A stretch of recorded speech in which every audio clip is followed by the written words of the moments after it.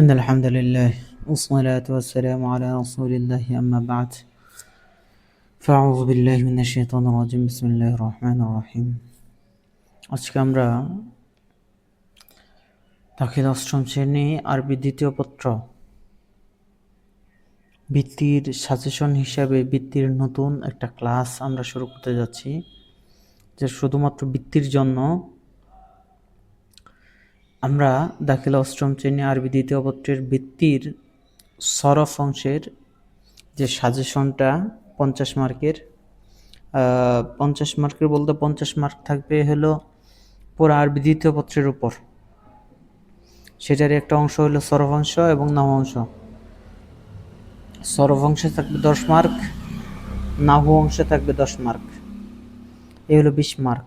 আজকে সরফ অংশের 10 মার্কের নিয়ে আলোচনা করব ইনশাআল্লাহ, এবং সে উপলক্ষেই সরফ অংশটা শুরু করব ইনশাআল্লাহ। সরফ অংশের প্রশ্ন নিয়ে আলোচনা করব ইনশাআল্লাহ। তো আমরা প্রথমেই যাই সরফ অংশের দিকে। যদি দেখতে পারি যে আমরা সরফ অংশের যে প্রথম প্রশ্নটা এখানে কমন হিসাবে দেওয়া হয়েছে, সেটা হলো ইলমুস সরফ এর আবিধানিক ও পারিভাষিক অর্থ লেখো। আমরা জানি ইলমুস সরফ একটি যৌগিক শব্দ। এর মধ্যে আইলেম শব্দের অর্থ হলো বিদ্যা, আর সরফ শব্দের অর্থ রূপান্তর বা পরিবর্তন করা। আমি যেহেতু রাস্তার পাশে আমার বাসা, এবং বাসায় বসে ভিডিও করতেছি, যার কারণে রাস্তার পাশ দিয়ে যখন কোনো গাড়ি যাইতেছে বা অন্য কোনো যাইতেছে সেগুলোর আওয়াজ আসতেছে, সেজন্য খুবই দুঃখিত আমি। তো বলতেছিলাম ইলমুস সরফ, ইলম শব্দের অর্থ বিদ্যা, আর সরফ শব্দের অর্থ রূপান্তর করা বা পরিবর্তন করা। অতএব ইলমুস সরফ হলো এমন বিদ্যা যে বিদ্যা জানলে রূপান্তর সম্পর্কিত জ্ঞান লাভ করা হয়।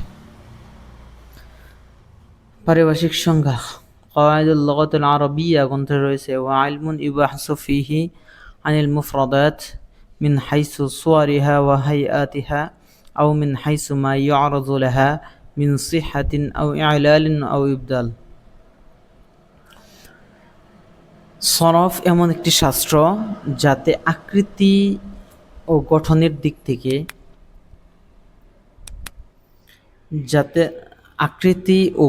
দিক থেকে অথবা সহি, মুআতাল ও মুবদাল হওয়ার দিক থেকে একক শব্দাবলী সম্পর্কে আলোচনা করা হয়। মাবাদিউল আরাবিয়্যা গ্রন্থকার বলেন, আস-সরফু ইলমুন ইউবাহাসু আন তাহওয়িলিল কালিমাতি ইলা সুওয়ারিন মুখতালিফাতিন বিহাসাবিল মা'না মাকসুদ।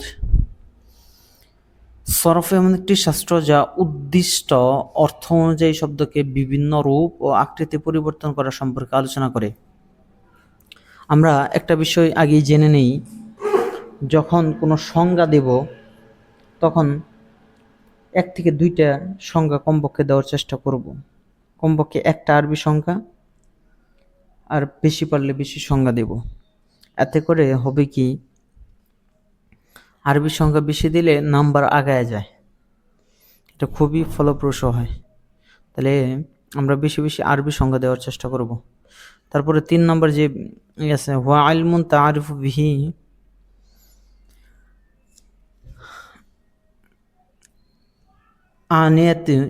আনিয়াতুল কালিমাতিল মুতাসাররিফা। ইলমে সরফ এমন একটি শাস্ত্র যার মাধ্যমে রূপান্তরশীল গঠন সম্পর্কে জানা যায়। তো মিজানুস সরফ এর জন্য ফিআলকে নির্বাচন করার কারণ কি, এটা একটা প্রশ্ন ছিল এখানের সাথে সাথেই। আর 3টি কারণ উল্লেখ করতে বলা হয়েছে। আসলে ফেল শব্দটি 3 বর্ণ বিশিষ্ট। আরবি ভাষায় অধিকাংশ শব্দই হলো 3 বর্ণ বিশিষ্ট, আর ফেল একটি ব্যাপক অর্থবোধক শব্দ। কোনো কাজ করার মধ্যেই ফেল রয়েছে, যেমন নাসরা সে সাহায্য করে, এখানে ক্রিয়া রয়েছে। জরাবা সে প্রহার করে, এখানে ক্রিয়া রয়েছে। সামিয়া সে শোনে, এখানে ক্রিয়া রয়েছে। সব কিছুর মধ্যে, সব কাজের মধ্যেই ফেল রয়েছে। তাই এই জন্য ফেলকে গ্রহণ করা হয়েছে। ফেল শব্দটি সহিহ শব্দ, তাতে হরফে ইল্লত নেই। ফলে শিক্ষার্থীদের এই শব্দটি দ্বারা সকল ফেলের তাসরিফ সহজ ও সুন্দর উচ্চারণ করতে ও বুঝতে পারে। আলমুস সরফ কাকে বলে আমরা জানলাম, এর আলোচ্য বিষয় ও উদ্দেশ্য আমরা জানবো এখান থেকে। তো আলমুস সরফের আলোচ্য বিষয় আল কালিমাতুল আরবিয়াতুল মুতাসাররিফা। আল কালিমাতুল আরবিয়াতুল মুতাসাররিফা, রূপান্তরশীল আরবি শব্দসমূহই হলো আলোচ্য বিষয়। যেগুলো শব্দ রূপান্তর হয় সেগুলাই হলো এর আলোচ্য বিষয়। যেগুলো শব্দ রূপান্তর হয় না, পরিবর্তন হয় না, সেগুলো এর আলোচ্য বিষয় নয়। এর উদ্দেশ্য হইল কি?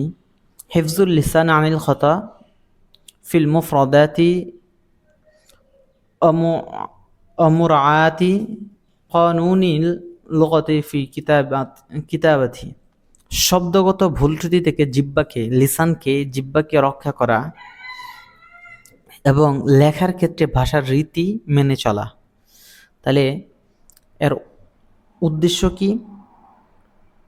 ভুলভ্রান্তি থেকে জিহ্বাকে রক্ষা করা এবং লেখার ক্ষেত্রে ভাষার রীতি মেনে চলা।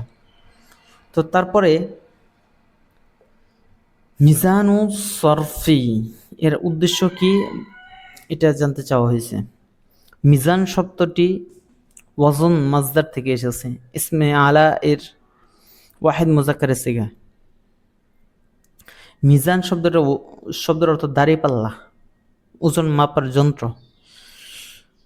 আর সরফি মানে সরফ বিষয়ক। একত্রে অর্থ হবে সরফ বিষয়ক মাপকাঠি, সরফ বিষয়ক মাপকাঠি। পরিভাষায় হুয়া মিকয়াসু জাআ বিহি উলামাউস সরফি লিমাআরিফাতিল আহওয়ালি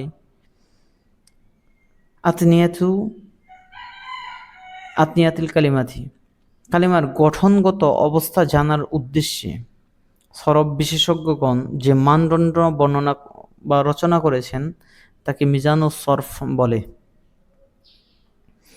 তো আরবি ভাষায় অধিকাংশ শব্দ হলো 3 অক্ষর বিশিষ্ট। তাই সরফ বিশেষজ্ঞগণ আরবি মূল হরফকে ফা কালিমা, আইন কালিমা এবং লাম কালিমার মাধ্যমে সরফের মাপকাঠি গঠন করেছেন। অতঃপর তারা সেটাকে শব্দের বিপরীতে রেখেছেন। উদ্দেশ্য হলো তার ওজন করা। সুতরাং ফা হলো প্রথম হরফের মোকাবেলায়, আর আইন হলো দ্বিতীয় হরফের মোকাবেলায়, আর লাম হলো তৃতীয় হরফের মোকাবেলায়, যেন ওজনের রূপটা হরকত ও সাকিনের দিক থেকে ওজনকৃত শব্দের যথাযথ আকৃতির হয়। মিজানুস সরফের জন্য ফেআইলকে নির্বাচন করা হলো কেন, এটা আমরা আগেই আলোচনা করেছি। তো তারপরে আমরা পরবর্তীতে যেটা শিখব যে কালেমার প্রকার, তারপরে ইসম ফেআলের আলামত, এগুলো আমরা পরবর্তী ক্লাসে ইনশাআল্লাহ শিখব। আমাদের এখানে মনে হয় 27 থেকে 28টা প্রশ্ন রয়েছে। 27-28টা প্রশ্ন রয়েছে। এই প্রশ্নগুলা আমরা ইনশাআল্লাহ 6 দিনের মধ্যে শেষ করব। ইনশাআল্লাহ 5 থেকে 6 দিনের মধ্যে ইনশাআল্লাহ শেষ করে ফেলব। সকলে ভালো থাকি, সুস্থ থাকি, সকলের কাছে দোয়া চাই। আজকের ক্লাস এখানেই শেষ করছি। আসসালামু আলাইকুম ওয়া রাহমাতুল্লাহি ওয়া বারাকাতুহু।